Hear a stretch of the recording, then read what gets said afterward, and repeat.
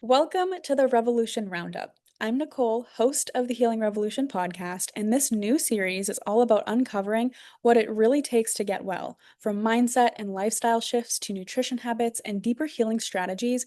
Each episode, you'll get real stories, practical education, and actionable steps to help you take charge of your health and create lasting change. So let's dive in. Today, we are diving into a topic that is very misunderstood and most people are improperly educated on, and that's the wonderful world of genetics.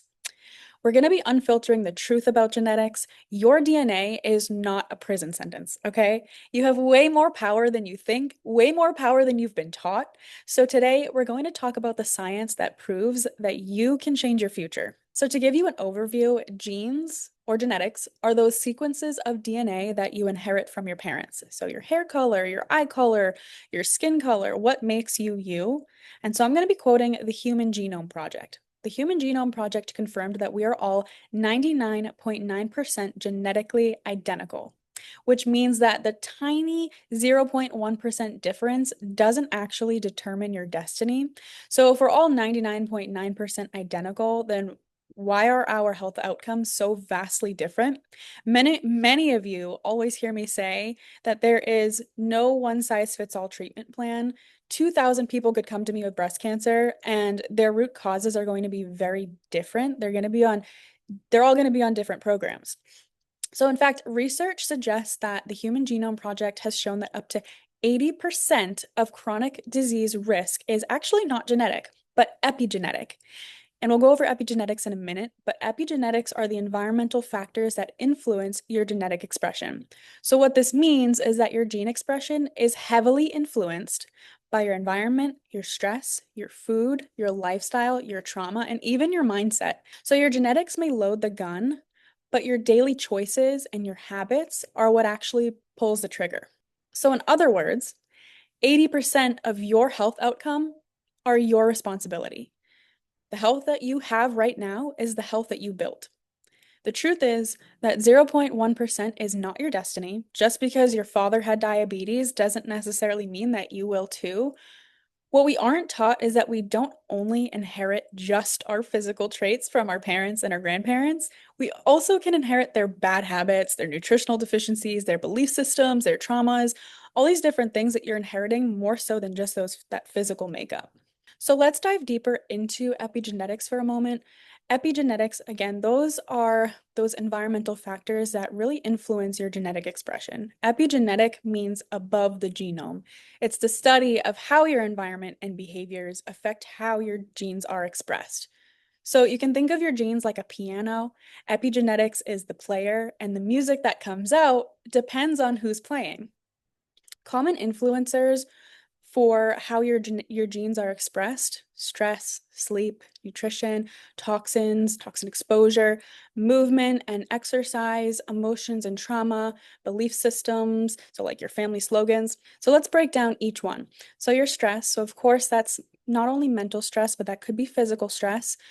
Maybe you have a hard job, maybe you are fighting with your spouse or a parent, or maybe you just have a lot of commotion going on in your life. Maybe you deal with a lot of anxiety. It could also be physical stress, so it could be immune challenges. It could be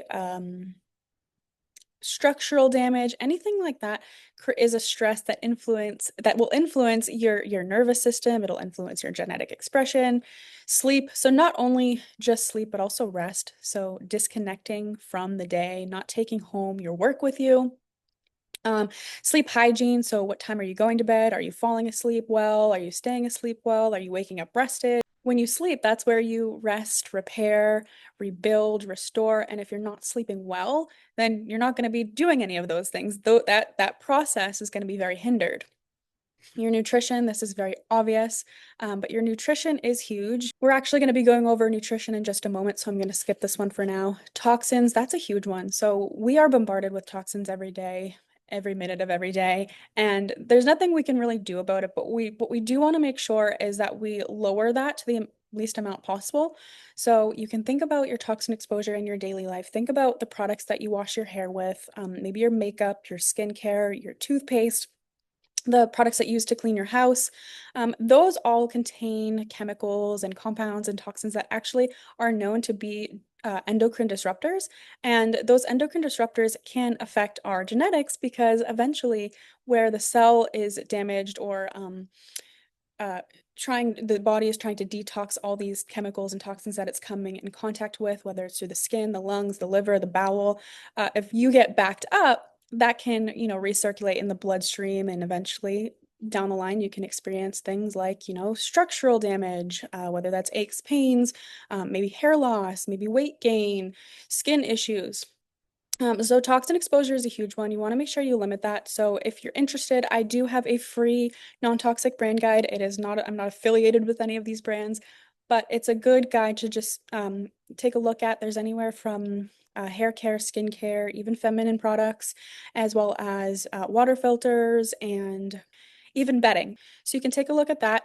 I will put my email in the show notes, and you can send us an email and we'll send that over for you. Your movement and exercise. So this is a super important thing that many people overlook. Even if you're just going for, a 1 or 2 mile walk a day, you're lifting light weights. There's so many different ways you can move your bodies, whether it's Pilates or strength training or walking or stretching. There's so many different avenues that you can take. It doesn't have to be this hardcore, bodybuilding, CrossFit type of lifestyle. But movement is just super important. It keeps the body mobile, flexible. It keeps the muscles nice and strong. And so when the muscles are strong, especially for women that are maybe 40 and older, that can also improve your hormones and improve estrogen, your progesterone. If you don't move, you might notice that you feel more stiff in the morning, or you feel, these more aches and pains. It's because you're not testing the muscle, you're not stressing the muscle.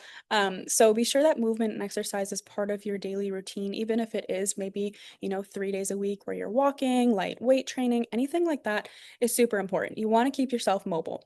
Emotions and trauma is also something that can impact your genetic expression. So maybe abuse of some sort, whether it was as a child or even now. Alcoholism, if there was alcoholism in the family. Bullying is a huge one. My mom and I, we talk about my time as a child, as I was bullied as a kid.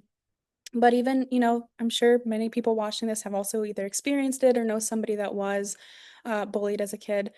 And then belief systems. So family slogans, the lies that you believe, maybe not even a lie, but just a family slogan that you have imprinted in your mind and in your body. For example, my mom had a family slogan that life is not all fun and games. Her dad basically told her that pretty often, and we love him. Okay, there's, it's just his generation. He was born in 1934, I think. So, he was part of that working class World War II type of generation. And but she had this lie that she believed, and or I should say, this family slogan that she believed: life is not all fun and games.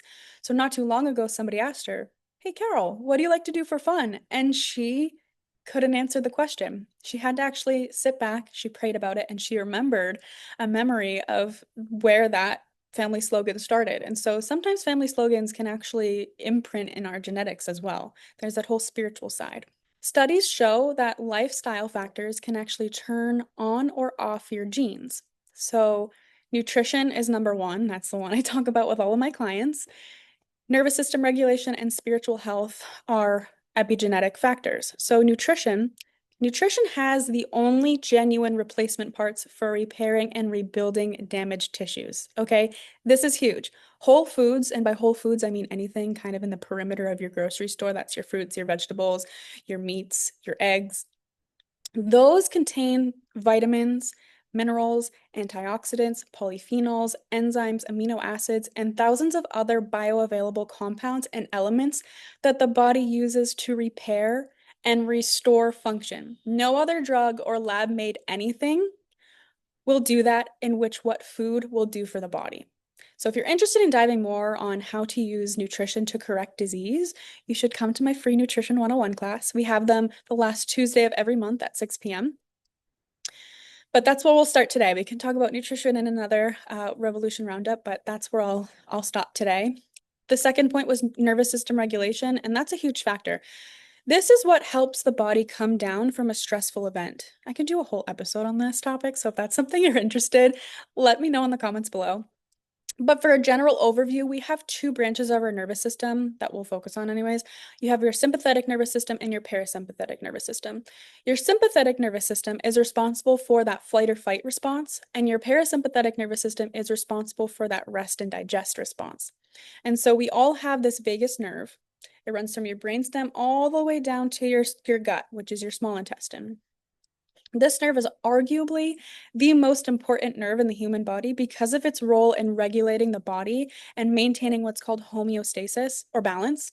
And this nerve sends signals to your gut, and then your gut sends the signals back to your brain. There's a constant communication feedback loop there. So there's sort of that mind-gut connection. I could talk about this all day, and I'm going to go off topic for just a moment. So there's something called gastroenterology, okay? And what that is so basically when you were in your mom's uterus and your brain is forming, as you form into a little baby, that brain splits and you have your brain in your head and then your brain in your gut. So that gut-brain connection is very, very real. It's not only real on the physical level, but it's real on that sort of like spiritual, emotional level as well. That's why what you eat does really matter. What you eat directly affects your brain. What you think directly affects your brain. I'm not going to go too much more into this, but I did want to share that little point there. But in terms of nervous system regulation, stimulating this nerve is really important because most Americans, I can only really speak to the American experience at this point, most Americans are stuck in chronic fight or flight. We have standard American jobs, standard American lifestyles, standard American diets, standard American stress. And so that means, our sleep patterns are a mess, our mindset, we're just chronically dysregulated. I should say a lot of us are. And so regulating this can be super helpful and down regulating the body. And ways that we can do this is massage, humming, singing, gargling, somatic therapy, prayer, journaling. There's so much that you can do here that's, free, doesn't cost a thing, just to stimulate this nerve and bring the body down from stress. I think what most people don't realize is that back in caveman days, there'd be a man and, that stress response, the sympathetic nervous system wasn't activated as much as it is today. It was activated if they were being chased by a bear. They'd run up a tree, the bear would go away, and then their body would go right back down to parasympathetic and it would go back down to balance. And today we get stuck in traffic, spikes our cortisol. It activates that sympathetic nervous system response. There's so much more that we deal with today that people didn't deal with way back then. And there's actually a study on zebras, and zebras actually don't get ulcers. And the reason for that is because when they're stressed, they're only stressed about the event. There's no ruminating after that, okay? So we might experience a stressful event, but then we continue to ruminate on that event in our head, and we're just feeding that stress response. Zebras don't do that. They have the stress response, they get away from the stress, and they're fine.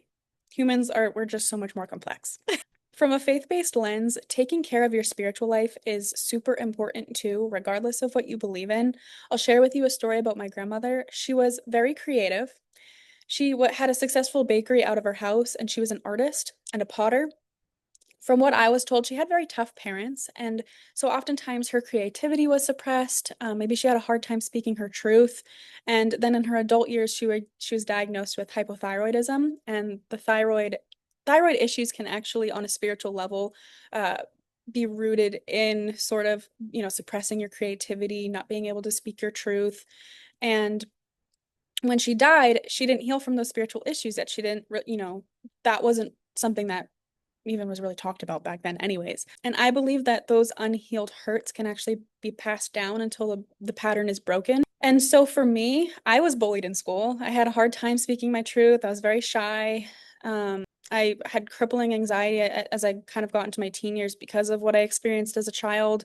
And then I think I was like 19, I was diagnosed with hypothyroidism. And so now I'm not saying that that was the only reason that I got hypothyroidism. There were many factors, and if you know me, you know that I've dealt with Lyme and PCOS and all that stuff. So all of that definitely played a role too. But I believe that I had to tackle that spiritual aspect to fully heal this area of my body. I'm not on any meds. We did it completely naturally. I did go on meds for a short period of time, hated the side effects, and anyways, we reversed it. So I just feel like that deep inner work is super, super important if you're willing to go there. It's definitely hard work. It takes a lot longer than, say, changing your diet. Arguably, the spiritual work in my mind is a little bit harder. But think of unforgiveness, resentment, bitterness, perfectionism, people pleasing, performance. My counselor told me that everyone has a belief about themselves and they are almost always negative. So these negative lies that we believe will shape our inner world, which will eventually shape our outer world. And we cope with that by the three P's, okay? People pleasing, performance, and perfectionism. So, people pleasing, that can fall under the umbrella of maybe even enabling, but just, wanting people to like you. Performance, so maybe you have to perform at work to make sure that you do well. And if you do well, then that means whatever lie you believe about yourself, maybe it's inadequacy. You feel adequate when you perform well. And perfectionism, so have to get it right, have to get it right. Everything has to be just right. Okay, and so those are some other areas to think about when evaluating your genetic expression because all of it is connected. All of this is going to uh, have an impact on your health outcome. Okay, so it's not just, oh, my dad had diabetes, so that's what it is. And unfortunately, we are taught that whatever our parents have, we are most likely to get, and there's nothing we can do about it. But of course, we're going to be told that because they don't want us to do anything about it. You know what I'm saying? So the point of this is that you are in control. Okay. There's identical twins with the same DNA, but they have different health outcomes. The reason for that is because they live totally different lives. They might have different diets, different habits, different traumas, even, and that can shape their health outcome. So, the good news, all of this to say, is that you are not a victim of your parents or even your grandparents' diagnosis or diagnoses. And again, biblically, we're told that we are fearfully and wonderfully made. God gave us not just a body, but agency, the ability to choose. Epigenetics is just catching up with that truth. It's more than just the simple thing that we've been taught. There's so much more to uncover and to unpack. So the takeaway here, there's three things I want you to take away. Genetics loads the gun, but epigenetics pulls the trigger. Your habits are what pull the trigger, okay? You can influence your biology with every bite, breath, and belief. That matters, okay? And lastly, let's stop fearing our family history and start rewriting our future. So, if this first episode fired you up, share it with a friend who needs to know that they are not stuck. Be sure to like, comment, and subscribe, and we'll see you next time on the Healing Revolution podcast.